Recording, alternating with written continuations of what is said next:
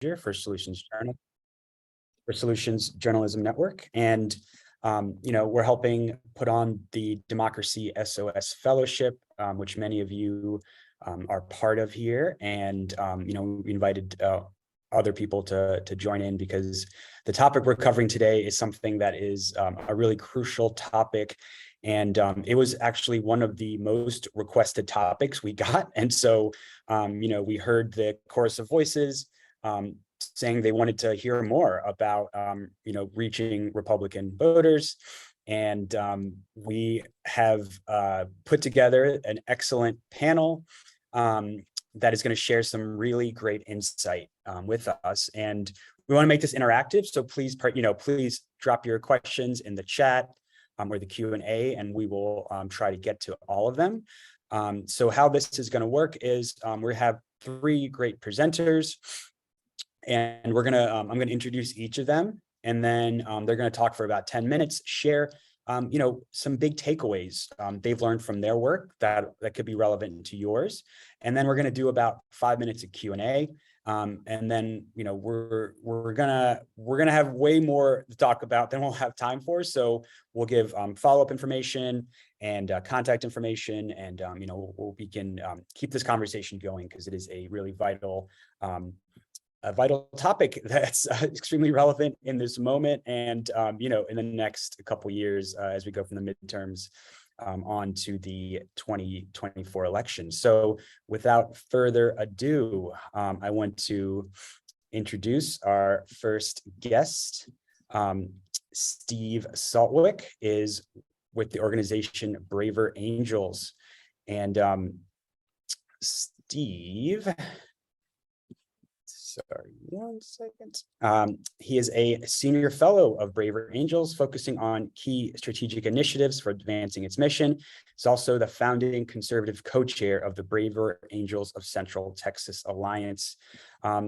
Steve, thank you so much for joining us today, and take it away. Thank you very much. Jessel, can everybody see my slide? My slides coming through okay? All that? All right. Yes, we can see you great. Just one thing for everybody that might not be apparent from my title. I'm a conservative on the national leadership team of Braver Angels. And if you're unfamiliar with Braver Angels, we're a national grassroots nonprofit, greater than 11,000 members, about 50,000 subscribers. And our mission is to bring Americans together, bridge the partisan divide, and strengthen our democratic republic. I'm going to present to you today some of our tactics and learnings on recruiting what we call lean red members. Now, these are members who are conservative and they tend to vote Republican, and members who may, like this picture, be quite concerned about being exposed. Now, my time is limited, so I'm going to give you a nutshell of my points in one slide. First, my background is in neuroscience, and if you want the scoop of how conservatives are striving to solve social problems, and that's the mission, right? Then you need to get your brains synced with their brains. I'll tell you why in just a moment, but key insights can be contained in this awesome book from some future Nobel laureates. Second, reporting across the partisan divide can get confrontational, and that's not a good thing. Depolarize the conversation, and that will minimize defensive emotions and maximize collaborative emotions and get your two brains together. And then third, the result of these first two steps will support you as solution journalists to use your stories and insights into what I would call civic entrepreneurship to illuminate better paths to strengthen our democracy. I assure you conservatives like me want to help.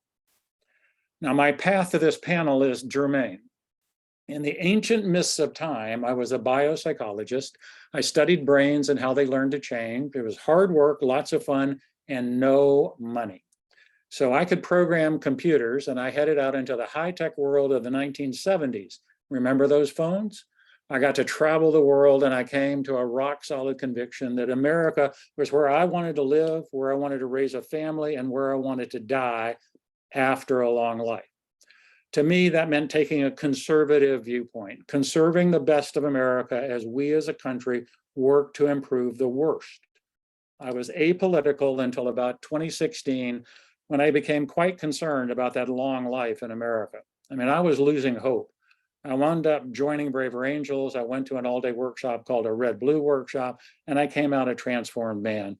What I saw in that workshop, full of conservatives and liberals, gave me hope that everyday Americans could jointly work to solve civic problems. Now, about those brains. Our brains are big, but not big enough to handle thousands of social relationships, so we use stereotypes. Those stereotypes get in the way of understanding values and perspectives that enable joint solutions. All humans have these challenges: conservatives, liberals and progressives, and yes, even journalists. If your mission is to report on how people are striving to solve problems, then breaking through stereotypes is essential. Now, the biopsych term for this is mentalizing. It means recognizing and understanding another's perspective such that you could restate it to them and they would say, you got it. Now note, and this is a big note, you do not have to agree with the perspective to mentalize it. Now, there's two other aspects to this mentalizing process. The first is that lean red can be in several different shades, and I'm happy to make these slides available, so don't worry about reading all the fine print here. The bars on the right are a representation of 5 separate categories of conservative Republican voters. They're generated from a representative sample of about 10,000 Americans, balanced to reflect America. The attributes of these categories vary significantly. Be aware of these categories and use them as you research and build your stories. Now, every conservative I know have been ambushed by well-meaning people who don't want to listen. They want to change a conservative's mind. So be curious, be sensitive to requests for anonymity, be aware of suspicion of ambush and gotcha questions, and be sensitive to the motivational category of the conservative. What's a motivational category? Well, political typology interacts with the motivational category of the person. I show 3 categories here that have been helpful in my work in Braver Angels. Some conservatives are seekers. They're motivated. They have faith that there is a way to join together and solve civic problems. They're just looking for the most efficient and impactful organization to lend their support to. They engage when they think it'll be efficient and impactful. So engage them with a proof point from anywhere. Others are skeptics. They know there's a problem, but they all seem to be from Missouri. They want you to show them, and they want the impact to be in their community. So engage them with impactful stories from their community. And then finally, there's partisans. They believe it's war. Bring up the drawbridge, prepare for total war with the evil others. An approach to them may actually be interpreted as a potential ambush. In Braver Angels, we approach those in this category with a do no harm path. In other words, don't depolarize them more. We ensure that there's bridges standing at the ready if and when they wish to use them. Most often, when a trusted friend invites them to lurk and learn. I suggest the best path to this category for a journalist is via a friend of the partisan. Now, what about depolarization? To help minimize emotional reactions and maximize mentalizing, Braver Angels has developed a very simple paradigm called LAP. These skills can be used in almost any communication situation. They're listen to the other person, especially for values and emotions that come out. Emotion is not bad. It's usually indicative of a deeper story. Don't ignore it. Acknowledge what you're hearing and agree with whatever you can agree with. Usually a concern being shared. And then pivot. After listening and acknowledging for a while, signal a shift in your part of the conversation.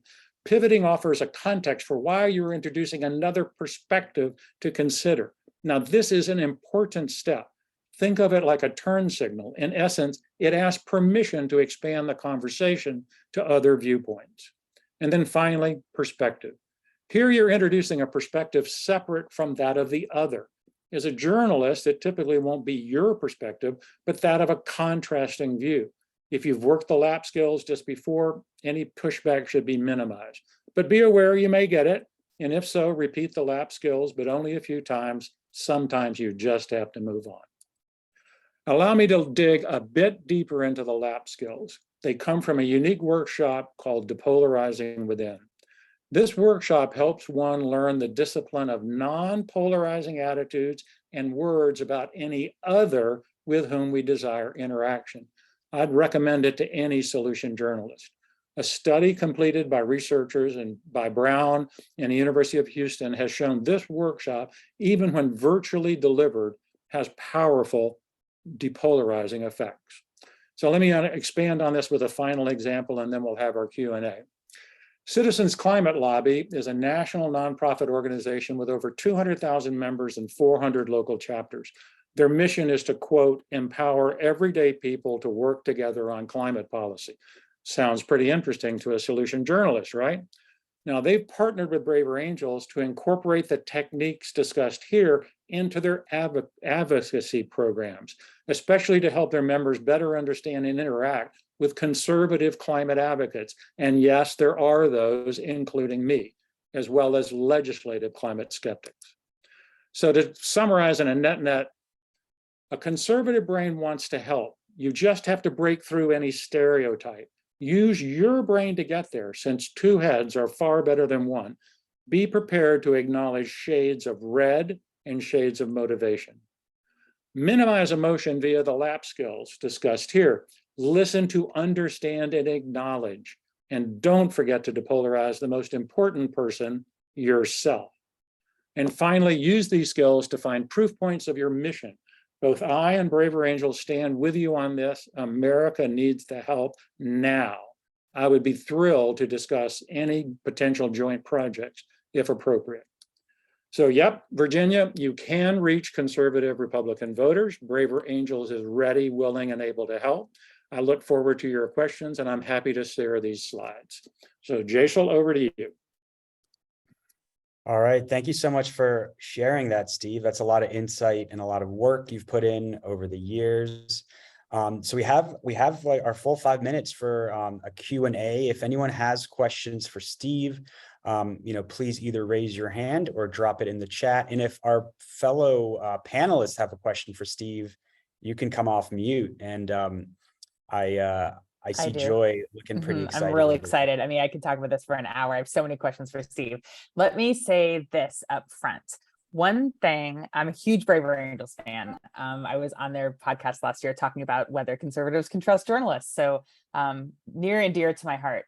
I'm wondering, with the depolarization work, one thing that I know a lot of journalists wonder is when what you're talking about is a different way of looking at the world, and when what you're talking about is when the cause of conflict is actually seeing truth and facts differently. And so I'm wondering how you, Steve, and your depolarizing work, if you have, how do you decide when what you're talking about is a difference in philosophy and approach and values and priorities, and when you are actually looking at just not accepting the same reality? I think there's a sequence here, Joy, right? I mean, what I have found, I mean, you're quite right. I mean, many dialogues degenerate very quickly into, I don't believe your facts and you don't accept my facts, right? And what we find, at least in my experience, is that if you've done this two brains together, if you've established some kind of perspective such that this other person actually realizes you've listened to them. So I can restate their position so that they would say that's a fair, the fair analysis of that. I don't have to agree with it. And in fact, Braver Angels, we have red and blue co-chairs of all our local alliances, right? And like the guy here in Austin, Texas, I don't agree with him politically, but we trust each other enough that we know we can work together in the community. So because of that, we can share underlying values and principles without getting waylaid by the facts, right? Because oftentimes the facts take laborious consideration because it's very complicated. It's very complicated, right? So what I would say is work on establishing this depolarized, breaking through the stereotype first. That will uncover common values, potential solutions, and all of that. And then the facts don't seem to get in the way. And I'm not saying anything about facts right now, that dialogue doesn't get in the way of handling a discussion of common ground. right? There are times, especially like in climate science, don't let me go on too long here, Jason, right? Where it gets very complicated very fast, right? And you can interpret one set of data one way and the same set of data another way, right?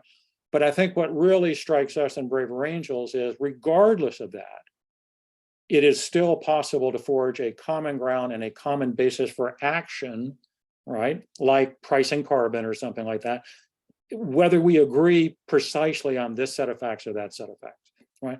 So in other words, depolarize first, that establishes common ground, right? Then you're in a much better discussion to decide, to begin the fact discussion. Did that answer your question?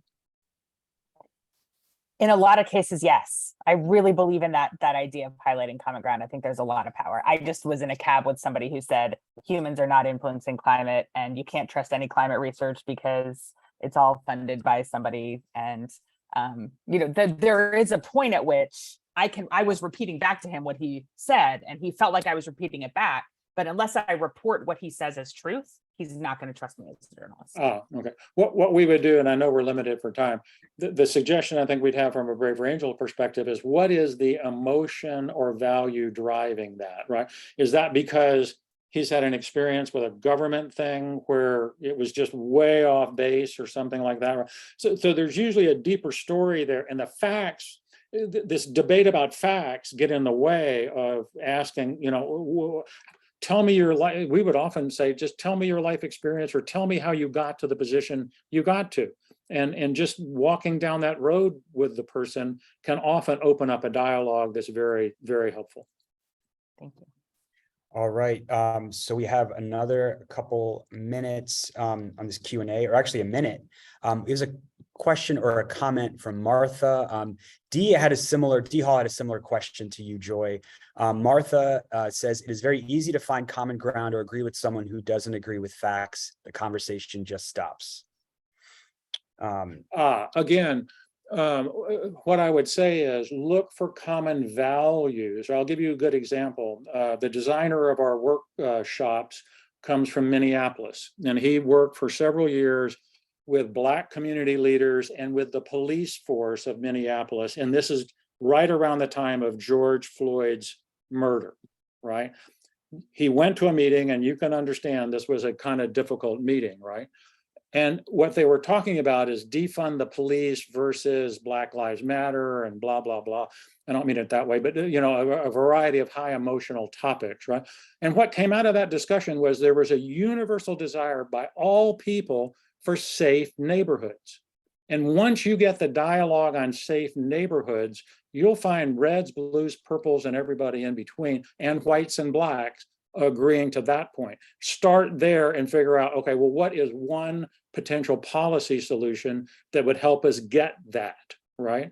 And so diving right into the, how many standard deviations is some piece of data away from some other piece of data is not a helpful thing sometimes.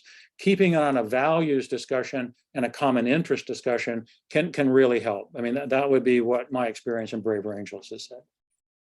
Great, and I know a lot of these questions are going to overlap, so we'll keep the list going, and then if we don't get to anything tonight, we'll make sure to get these questions answered for you.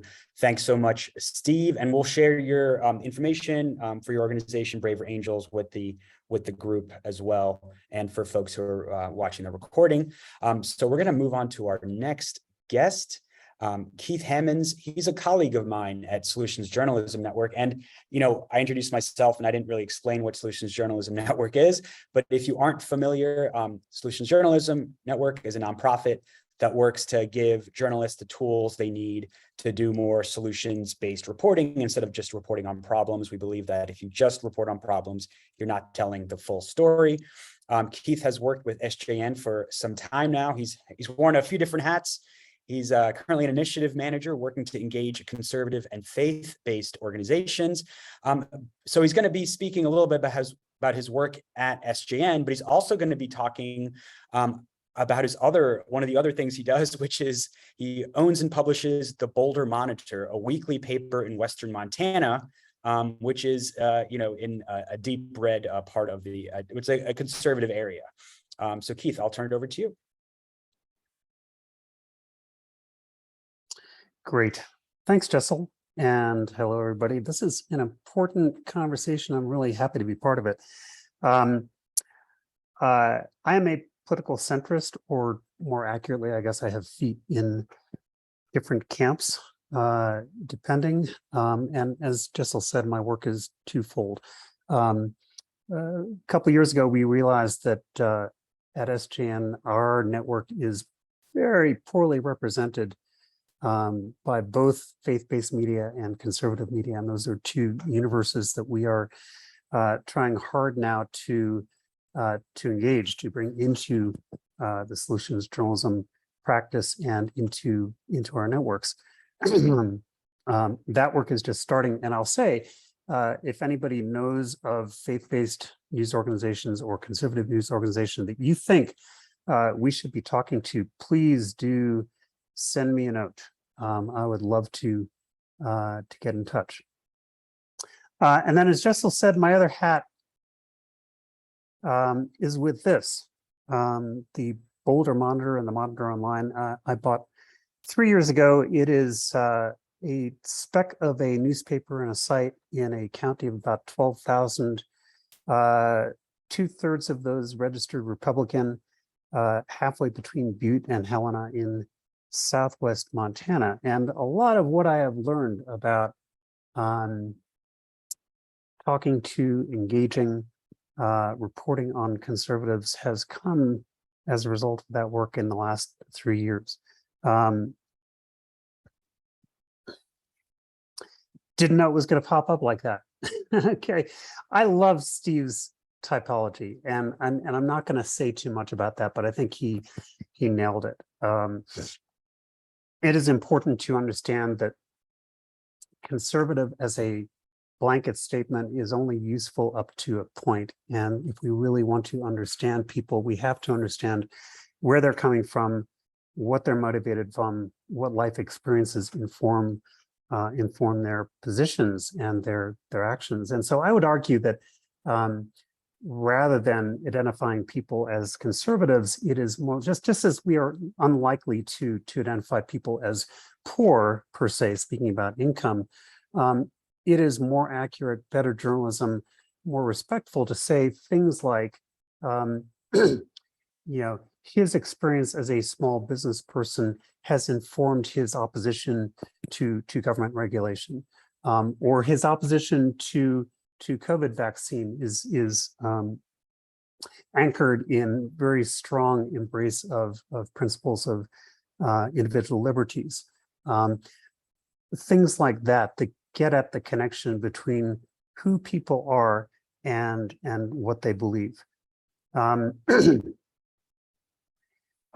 So that implies some complication, and it is important for us as journalists, therefore, to do what we call at SJN, complicate the narrative. Steve, again, has touched on this using different language. For us, this is anchored in research that Amanda Ripley did starting about 4 years ago.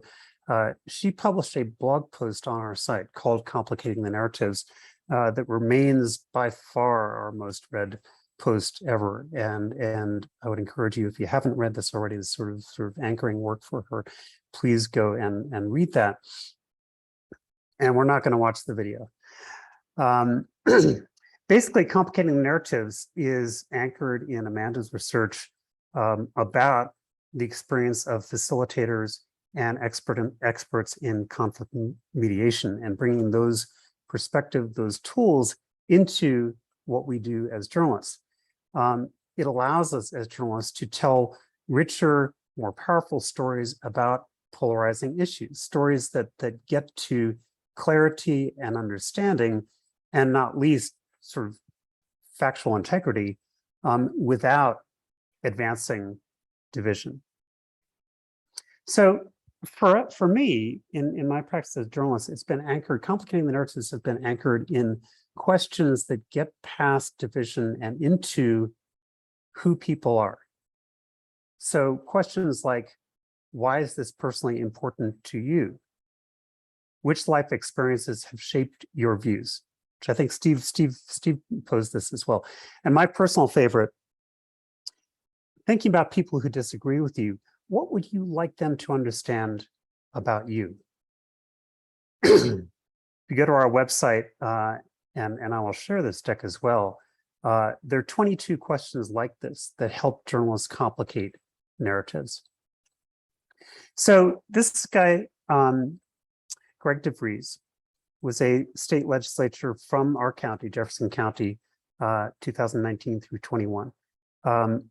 Easily, I would say, the furthest right person I have known personally, and a highly divisive person in the legislature. Came out, sponsored a bill basically to defund public education, for example.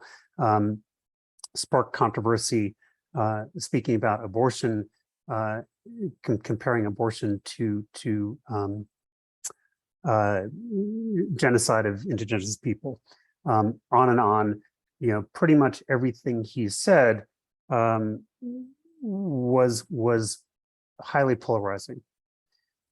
So at some point, it was about 2 years ago, I asked Greg to lunch.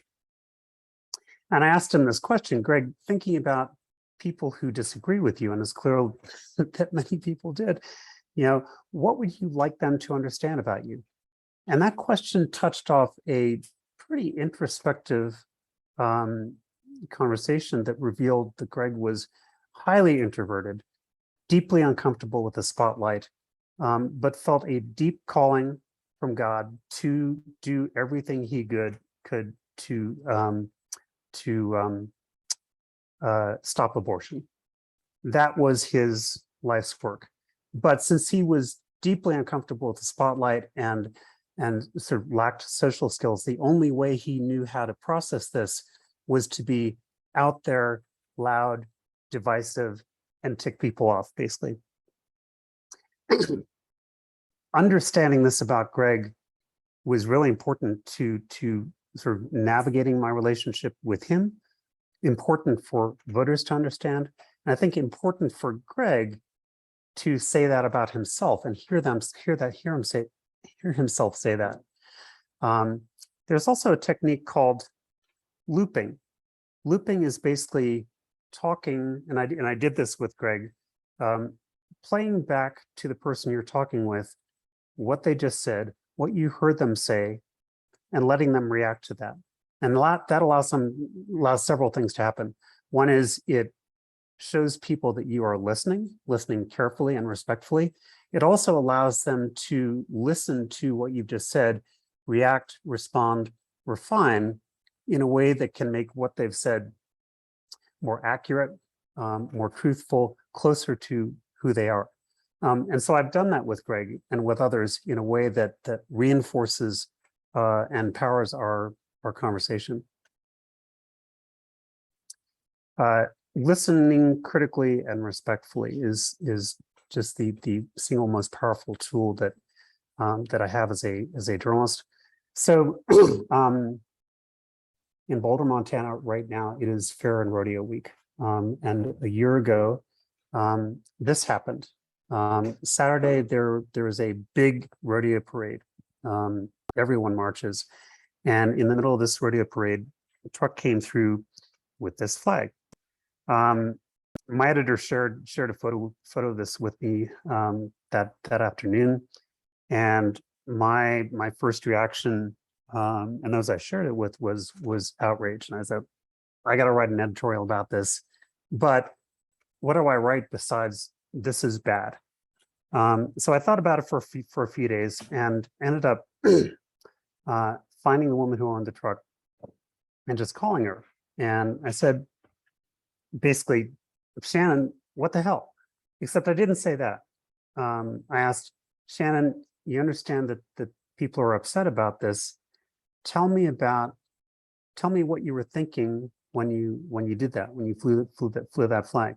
A way that is a respectful line of questioning, engages her, and sort of gives her a pathway to telling her story. So she told the story, and basically she was ticked off at Biden. She was especially ticked off about the actions in Afghanistan a year ago, and she thought it her right to say what she felt about that. You know, for her, free speech was you know, a highly, you know, important personal freedom that was worth preserving at any cost. That led to a really robust conversation about free speech and absolutism.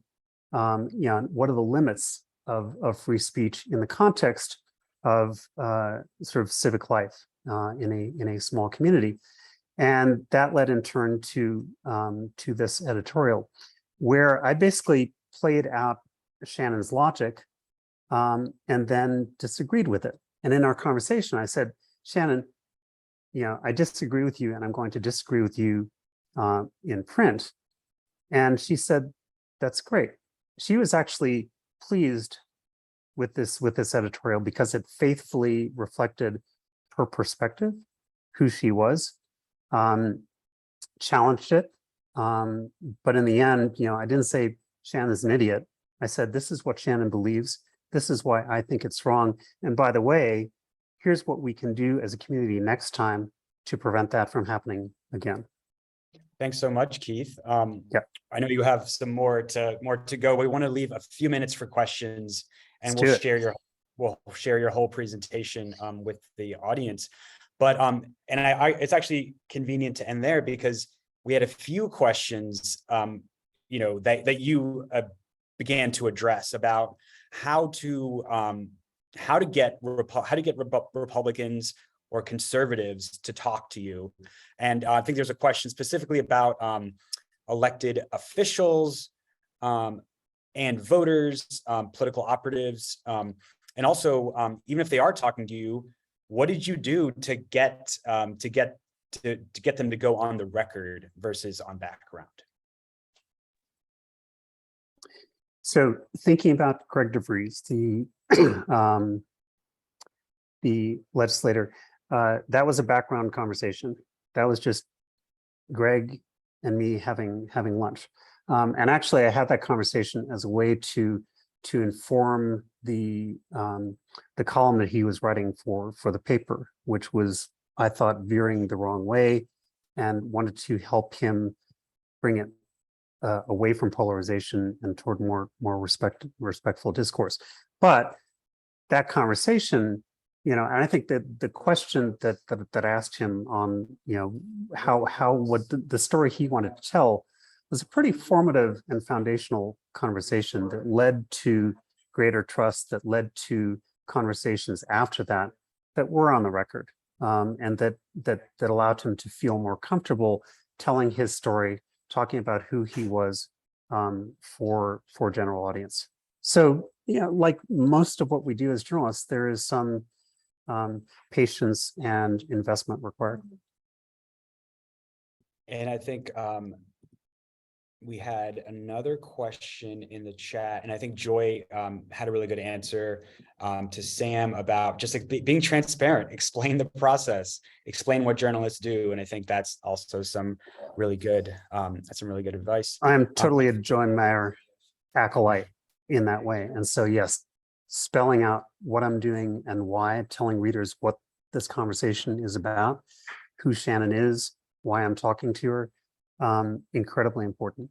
You know, not least to gain the, you know, to engage conservative readers who are interested in, you know, in what Shannon says, but also interested in the context for that conversation. I think we have time for one more question. I think I saw Alyssa's hand up.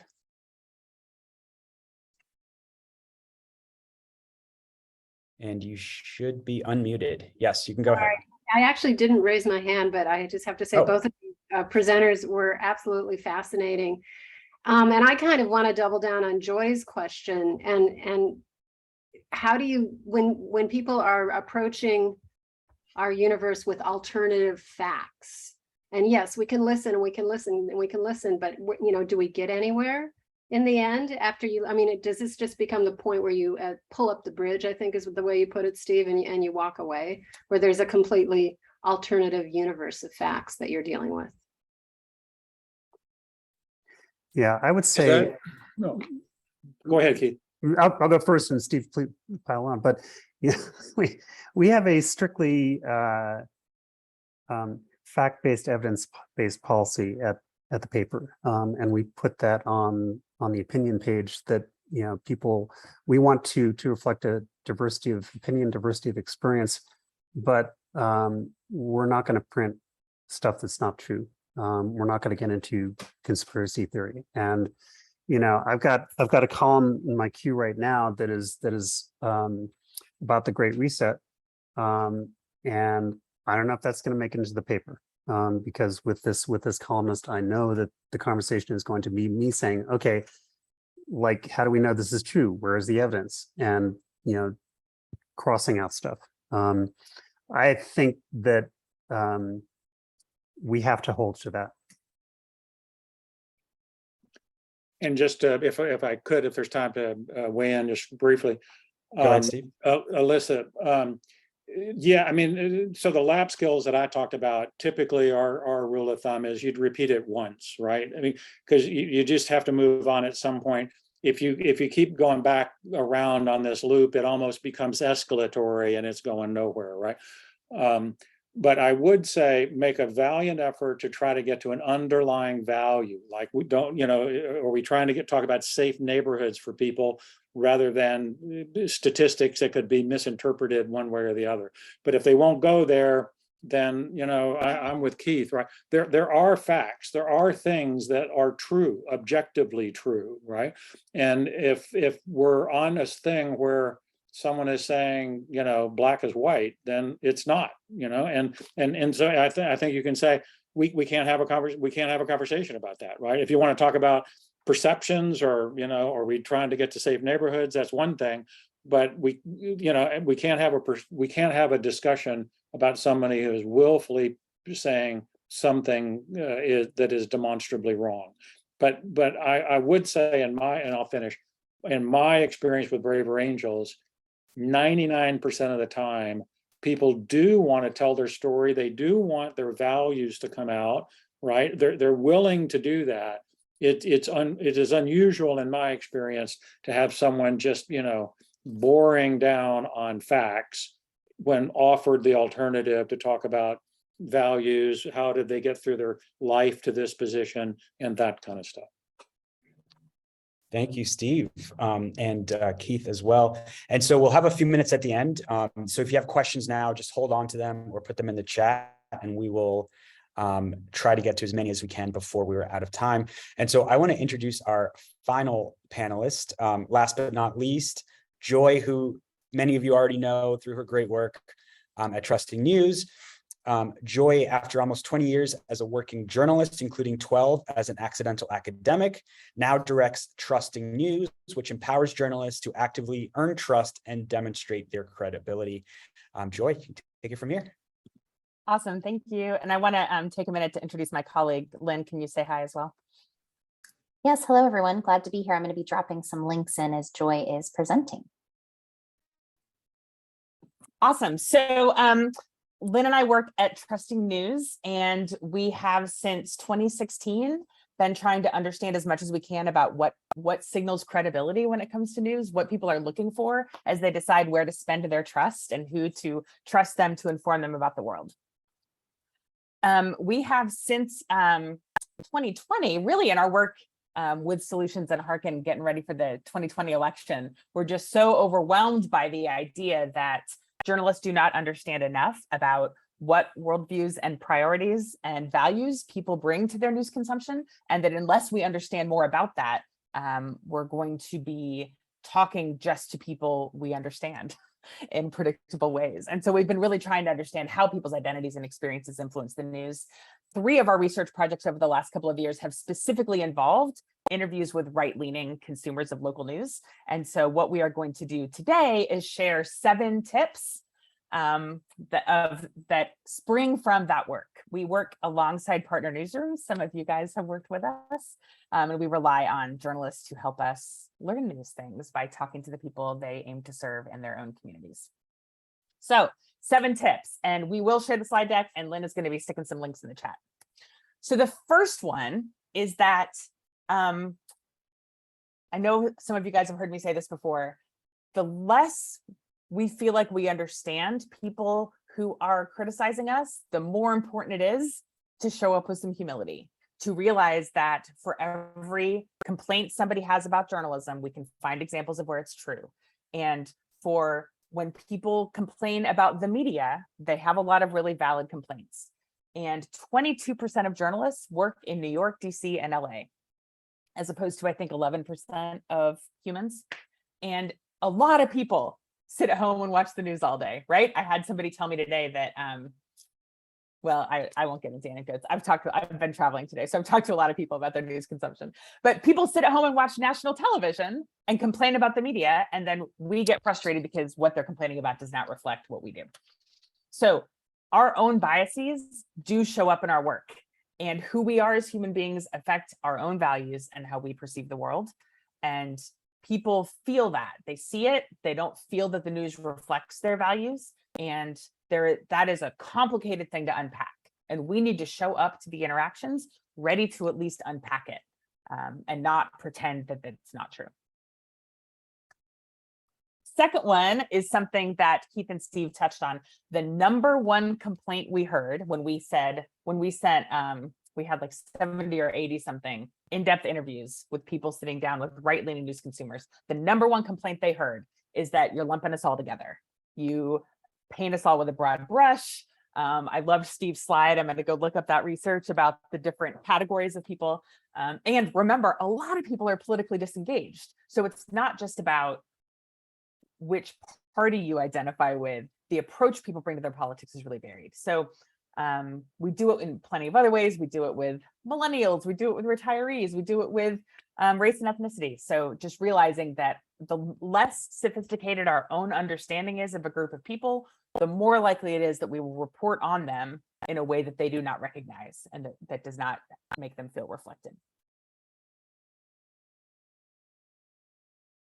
Third tip is to highlight more moderate voices. The research around which voices in Congress, for example, get airtime is ridiculous. We spent all of this time talking about like AOC and Marjorie Taylor Greene and very little time talking about the compromisers who have less name recognition. This is true locally as well, that we go to like this side and this side, and in a way that does not leave a lot of people feeling like there's room for them. One of the things that we are releasing within the next couple of weeks is the results of a research project of partner newsrooms working through what we have called an anti-polarization checklist. Before you publish this story, go through these questions and see what it raises for you about who you're sourcing, what words you're using, that sort of thing. I'm very excited to share that in the next couple of weeks. Tip number 4. Let's talk for a minute about specific language choices. One of our newsroom partners heard from the Chattanooga Times Free Press, heard from one of their readers that all of the adjectives he sees in stories are like sprinkling salt on a good steak. It was just fine. And then you had to add that extra word that journalists think of as sort of spicing it up, like making language more interesting. And to him, it ruined it and it betrayed a perspective. So here are some of the words that have come up in our work with this anti-polarization checklist. The column on the left are where a lot of verbs and adjectives, things that like, they said Trump crowed about something or he boasted about something. Well, can't you just say that he said it? What are we betraying about our assumptions about what's in his head when we phrase it that way? Or sweeping or beleaguered or things like that. A lot of questions about labels. What are we calling bigoted or racist? Who are we calling a crook? How are we labeling groups of people? Republicans say this, Democrats say this. Who gets to decide when something is right-leaning and when it's far right? And then small words too, thinking like only, like this house only costs that amount of money, betrays how much you think it's reasonable for a house to cost. So we're doing a lot of work around what accidental bias comes through of our own values in the language that we choose.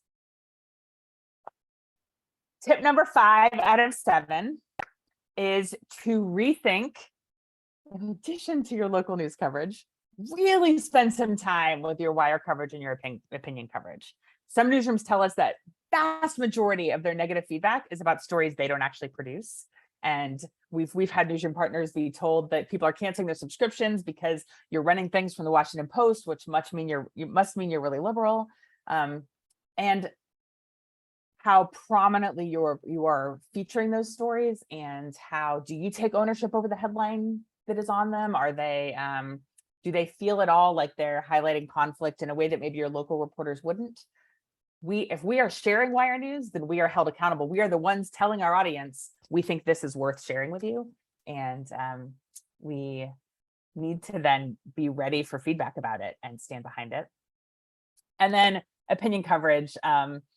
We tend to, in addition to not properly labeling news and opinion and allowing the audience to be confused about what's what, we also really highlight opinion coverage, I think, to our detriment.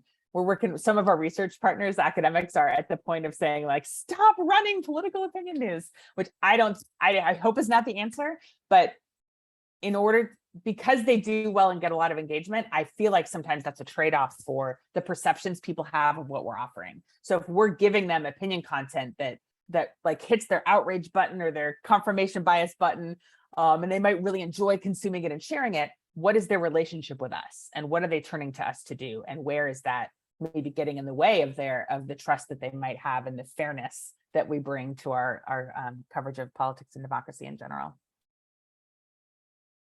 Okay, 2 more. Number 6 is listening to the people you aim to serve. Lynn's going to share, we released yesterday some research from our latest round of, we send journalists out to specifically to talk to people who don't trust them about what they're frustrated by in the news. And the answers are illuminating. And one of the key takeaways is, man, we all need to be doing this.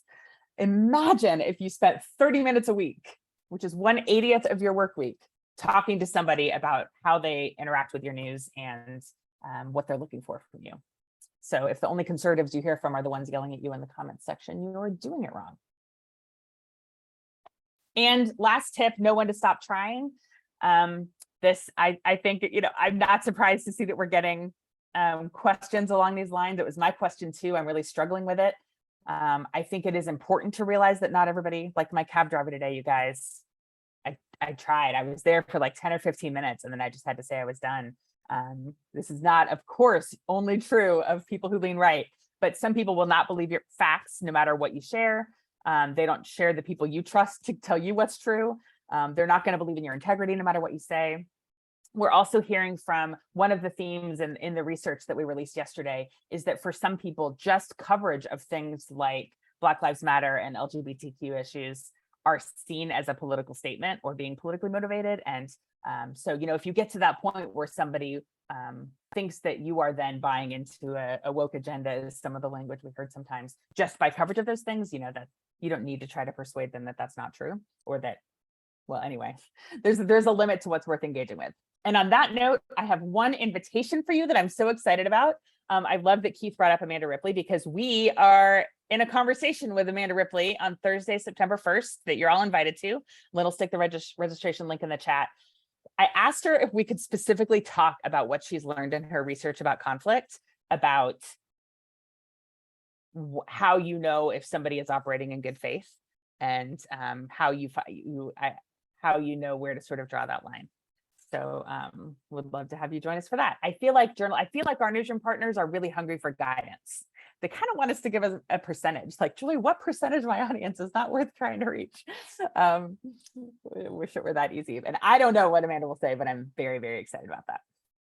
So that's it. Oh, and the plug, here's our newsletter where we release research and share a tip every week for earning trust in local journalism. Thanks so much, Joy, for that really insightful presentation. And I think you answered some of the questions that came up. And I'll get you to talk a little more about some of what you said. But we did have a hand up from Rita, I believe. Rita, do you want to ask your question?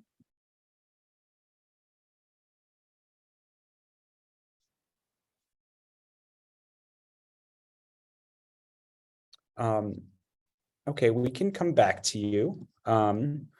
Let's go. And I think you mentioned, oh, okay, we got Rita here. Rita. Oh, good. Go ahead. Thank you. I wasn't quite sure how to get that done. Hi, Joy. Hi, Steve. And hello to the other panel members. I am a proud and very active member of Braver Angels. And as a conservative voter, I just want to applaud Joy. And, you know, when I first heard her talk and some of the things she's had to say, I just want to tell you that I think that what you've shared is deeply insightful when it comes to relationships with, you know, with just relationships, period, regardless of what side of the aisle you're on. You know, very wise, a lot of wisdom there. And we know that we can have knowledge without wisdom, and that knowledge doesn't go as far if we don't use it wisely. I do have a question, and probably more of a challenge. I apologize, I came in a little bit late. Keith, I enjoyed what I did hear of what you were saying. I do have a challenge though, and it's not going to be an easy question to answer, just maybe some food for thought. One of the things, y'all, I'm 64 years old now, and I have spent a lifetime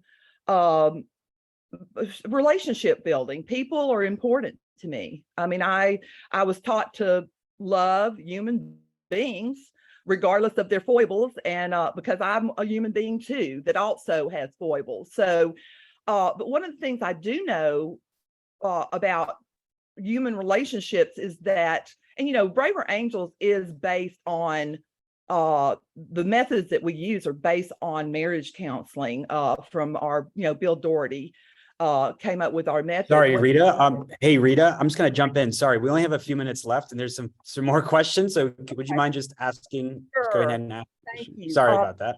No. So the one thing that I find missing in our method, and this is where it's difficult, is that whenever you bring people together to bring them back together in their discussion, one of the things that has to be there is acknowledgement of the wounds or the hurt that's been inflicted. That's a very difficult subject to talk about, right? But it's not going, it's there regardless of whether we talk about it or not. There are a lot of Reds that feel like they were beat up unfairly, you know, that a lot of what they were told was wrong about them. There was a lot of virtue signaling, and I'm a very balanced person. I really am. So I want to offer that challenge. If you have any ideas about how we can go about that, we're working on that in Braver Angels. But for you as journalists, I think you have a special place. So thank you for allowing me to ask that question. Thank you. It's nice to actually hear you read. So I've met you on Twitter. Oh, Yes, go ahead. Go ahead, Joy. Did you want to respond to that, or? What I might do is, oh, sorry, there's a little delay. But what I might do is I might ask a few more questions because we only have a minute left, and I'll get you all to weigh in like 30 seconds to some of these questions. We can get in as many as we can. I think, so Joy, this is from Bobby. This is, I think, about in reference to the list of phrases to avoid. Is the advice to avoid quotes in phrases like cancel culture, or to avoid referencing the phrase altogether? It's, you know, it's a bit of a misnomer. And there's a couple questions about, we're talking about how to engage people, but you know, Alyssa asked the question, half the country believes that Biden did not win the election. We're dealing with a country where the facts are not believed. Let's try to get through these two. If the panelists have like 15 seconds to try to respond, I know that's hard, but we're almost out of time. Yeah, let me clarify the cancel culture one, and then I'd love to hear from Keith and Steve on the other one. No, I don't think we should avoid that. It's that realizing that when we put something in quotes, we're signifying that we don't think it's real. And so, like, Bobby, if it's a misnomer, then I think we should explain that and just be clear about it, because we are signaling that something is word we're qualifying it, you know, and if people don't understand why we're doing that, then they don't give us the benefit of the doubt about our good intentions around why we're doing it and our thoughtfulness around why we're doing it. So I think just being more clear internally, and then explaining what we mean instead of letting the quotes do a really big job of communicating that. Jessel, go ahead, Steve. No, you go. I went first last time. Okay, thanks. To answer to address Rita's question, it's totally valid and powerful to address pain and people's lived experiences, and that actually was part of my conversation with Shannon. Again, I think acknowledging those narratives should connect on some level to fact. And if the experience, like people don't believe that Biden won the election, acknowledge that and point out that is a myth. Fair game. So I'd just like to say from Braver Angels just started a series of town hall meetings on something we call election security or trustworthy elections. And in those town halls, there's some very reds and and also some very blues. And I think what we're finding, I don't know if the question kind of asserts that half the country believes the election was stolen. I'm not sure I would agree with that statement. I think a lot of people think there were election problems, right? And that things were done that should not be done in the future. And what we're finding is you can get people with highly polarized views together in a room, and they can come up with very rational and reasonable things that they'd like to see improved in election security for better trustworthy elections in the future. And that's a productive conversation, right? I mean, and endlessly debating the 2020 election is not a productive conversation, right? But I do think even people with highly polarized views, some of which I'm sure believe the election was stolen, can still have a realistic conversation about going forward and what do we need for trustworthy elections in the future. And that's a healthy discussion, I think. All right. Well, unfortunately, we are out of time, and I know there's a lot more. There's more questions, and there's a really great discussion to be had here. So, if folks in the audience want to send questions to us, we can pass them along to the panelists. The panelists have also agreed to share their slides, and this recording will also be available to everyone. So I know everyone's on mute, but let's give a silent shout out to our excellent panelists. Steve Saltwick, Joy Meyer, Keith Hammonds, and Lynn Walsh, who's helping out in the chat. And of course, Jen Brandel with Harkin for helping coordinate and make this happen. Let's, here's our email, info@democracysos, if you have more questions. And for the Democracy SOS cohort, there's a couple events coming up that you should be aware of. Our newsroom check-in on Tuesday, September 13th, and the third installment in our elective series, Extremism and Political Violence One-on-One, which is sort of a, I think which will be a great follow-up to this session, and we'll have some great discussions on that, and you'll get those links in the email. But thank you everyone for joining us tonight, and have a great night.